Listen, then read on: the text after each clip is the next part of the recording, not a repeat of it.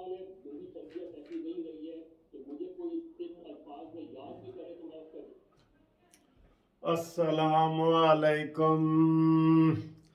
ٹھنڈے ٹھنڈے موسم میں گرم گرم سلام آپ کو جناب پیش ہو۔ آج آپ نے سارا دیکھا ہے، پہلے میں نے آپ کو ویڈیو بنائی ہے فارن فنڈنگ والی کیس میں کس طریقے سے جناب یہ بےایمانیاں کر رہی ہے موجودہ حکومت اور تحریک انصاف، اور درخواست پہ درخواست۔ پھر جناب آپ نے ان کے پریس کانفرنس وزیروں کی سنی ہے، وہ آپ کو بتائی ہے۔ شہباز شریف کے حوالے سے مجھ سے پوچھ رہے ہیں جی کہ کون سی ڈیٹ ہوئی ہے، آگے کیا ہوا ہے، تو اس میں بھی جج صاحب نے جو ہے نا آج بھی ایف آئی اے والوں کو ڈانٹا ہے کہ آپ نے رپورٹ کیوں نہیں صحیح بنائی۔ پہلے پچھلی دفعہ ڈانٹا تھا کہ بھئی آپ نے چلان کیوں نہیں جمع کرایا، اس دفعہ چلان جمع کرایا تو صحیح تفتیش نہیں کی۔ تو آج جج صاحب کو چاہیے تھا نا کہ کیس فارغ کر دیتے اور شہباز شریف صاحب کو اور حمزہ شہباز کو کہتے جاؤ بھائی۔ جب ایف آئی اے والے اپنی رپورٹ ہی نہیں پیش کر سکے، جب ایف آئی اے والے ان کو تو کہا گیا تھا صبح شہباز شریف صاحب کو کہ اگر جی 12 بجے تک تمہارا وکیل نہ آیا تو ہم کیس کا میں فیصلہ کر دوں گا۔ تو آج چاہیے تھا نا ان کو کہ ایف آئی اے جو نہیں بھیج رہی، جن کے پاس کوئی ثبوت نہیں ہے، 1 روپے کی کرپشن واقعی اس میں نہیں ہے اور الزام ہے 16 ارب روپے کا، تو آج کیس خارج کر دیتے، لیکن نہیں جناب، جج صاحب نے خارج نہیں کیا اور پھر ڈیٹ دے دی۔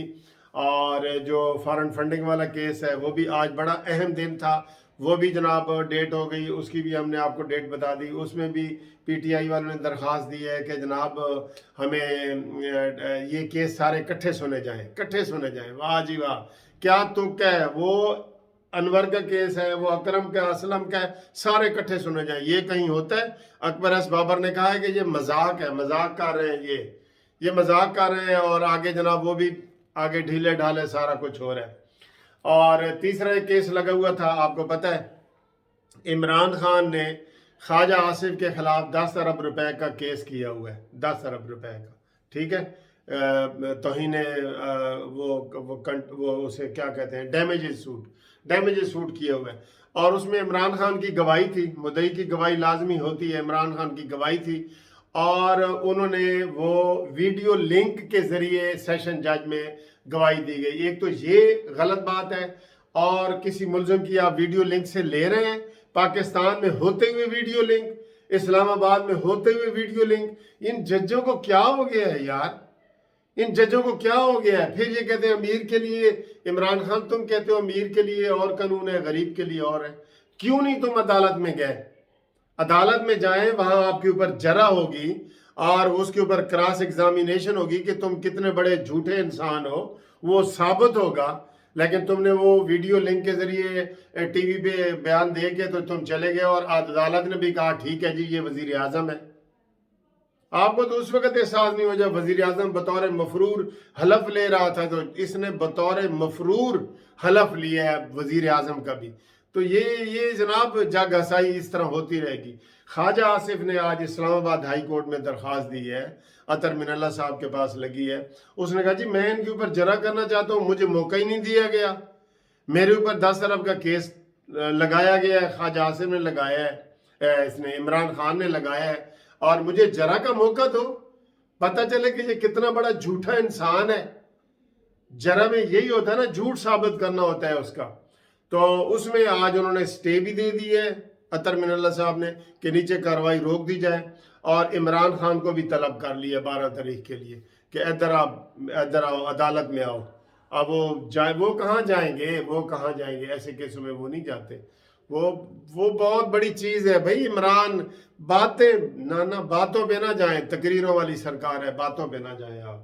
وہ عمران خان کدھر جائے گا؟ تو یہ 3 کیس آج لگے ہوئے تھے، بڑے اہم کیس تھے۔ تو یہ تو ہو گئی کیسوں کی بات، بطور وکیل آپ کو میں نے بتا دیا کہ عمران خان کو طلب کر لیا عدالت نے۔ اب آئیں جی عمران خان نے جو کل ٹیکس جمع کرایا ہے، جو رپورٹ آئی ہے کل، ٹیکس تو 19 کا ٹیکس رپورٹ آئی ہے۔ عمران خان جب جو انہوں نے حلف اٹھایا تھا 18 کا، جو انہوں نے جمع کرایا تھا نا 18 کا 2018 کا ٹیکس، وہ تھا 1 لاکھ روپے، ٹھیک ہے۔ عمران خان نے کہا جی میری جتنی انکم ہوئی ہے نا اس میں سے یہ 1 لاکھ روپے، اور اس سے پہلے تو 1 لاکھ بھی نہیں نہ ہوتا تھا، اس سے پہلے تو عمران ٹیکس دیتا ہی نہیں تھا۔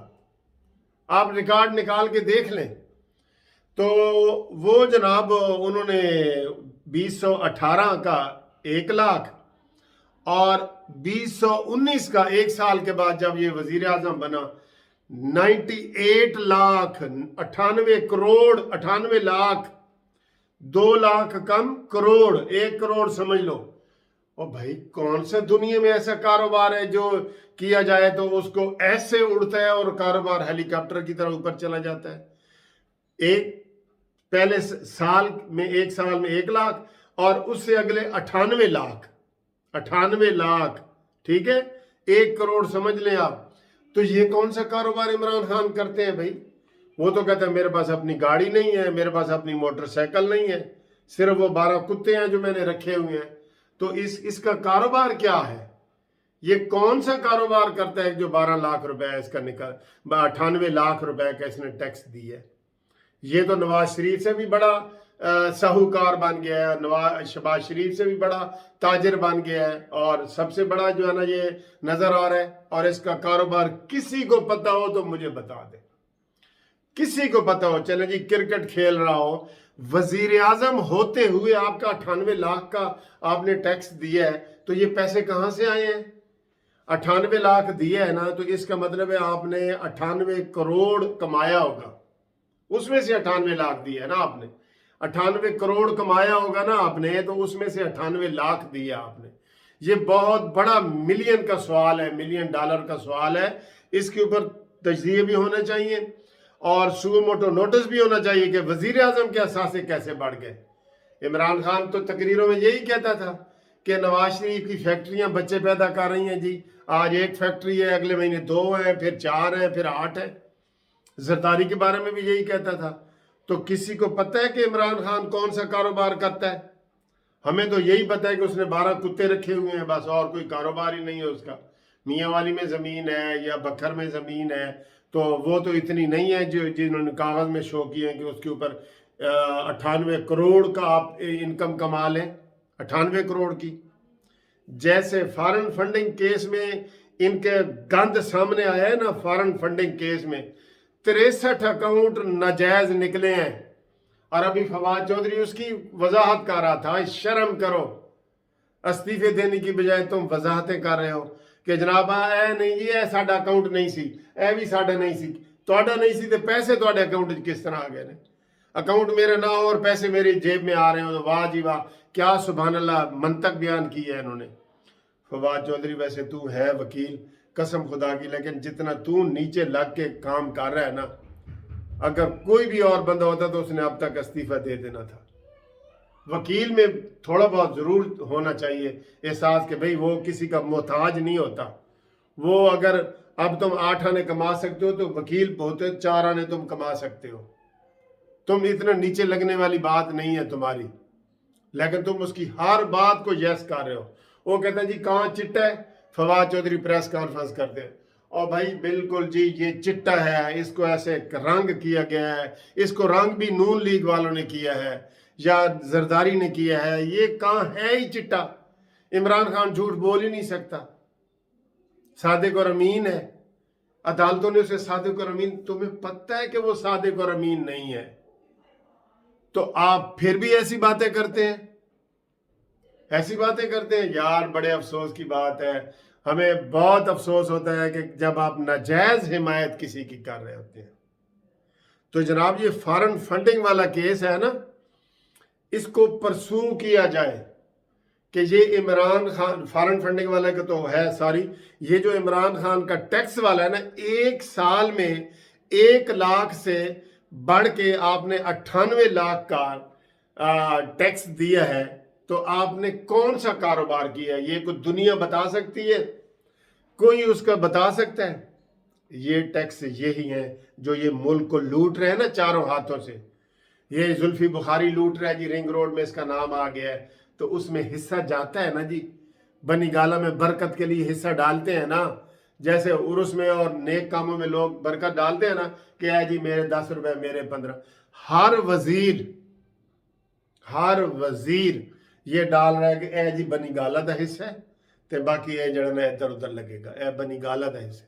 عمران خان کے ان فارن فنڈنگ کی تحقیقات اس کی عمران خان کے جو ٹیکس دیا گیا ہے اس کی تحقیقات ہونی چاہیے یا نہیں ہونی چاہیے؟ بتائیں کون سا کام ہے؟ وزیر اعظم کے ہوتے ہوئے تو یہ تو کہتا تھا کوئی کاروبار کرنا بھی نہیں چاہیے. کون سا کاروبار کیا عمران خان؟ بتاؤ، پریس کانفرنس کر کے قوم کو بتاؤ. یہ بہت بڑا مسئلہ ہے، یہ بہت بڑا مسئلہ ہے. اپنے گھپلے اور اپنی جھوٹی ایمانداری کے قصے ختم کرو کہ میں تو جی بڑا نیک وزیر اعظم ہوں اور وہ دونوں چور ہیں. اپنے منہ میاں مٹھو بن رہے ہو تم. بڑے افسوس کی بات ہے. اس کی تحقیقات ضروری ہے دوستو، اس کی تحقیقات.